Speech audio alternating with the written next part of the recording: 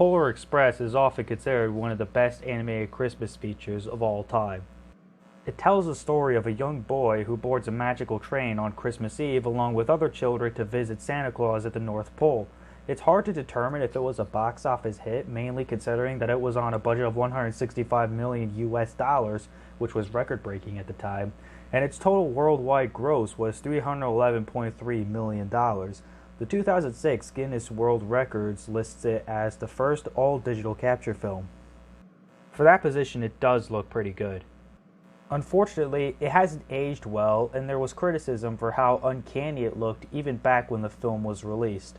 Sure, digital capture was not anything new, but it was pretty ambitious to try to center the whole movie on such an idea. There were films before like Toy Story and Shrek that were all animated using computer technology, but those films weren't attempting to replicate real-life people like this film did. It should also be worth mentioning that the film has a director-actor duo, Robert Zemeckis and Tom Hanks, which was also present in Forrest Gump. Tom Hanks played most of the adult characters in the film, such as the conductor, the hobo, even Kris Kringle himself. He even narrates the movie. It's very easy to identify Tom Hanks' voice in a lot of these characters, and he is spectacular with what he was given. The other actors are great too, but Tom Hanks is the highlight of the whole movie. While the animation is certainly nothing to brag about, it does anything but distract from all that is happening, even without its dated motion capture animation that can cause a feeling of unnerving. The film still has scary moments, like when the train momentarily loses the brakes on a frozen pond, the Scrooge puppet being controlled by the hobo, even the hobo having this civilized conversation with the boy at the back of the train can be creepy.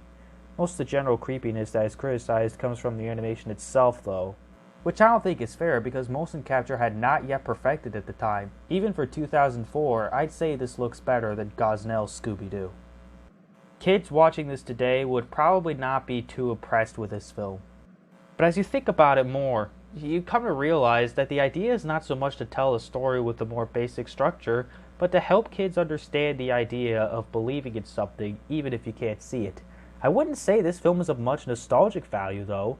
I hardly ever touched it in my younger years, but I constantly hear all this positivity about it, and after watching it for myself, I started to understand what made it so celebrated.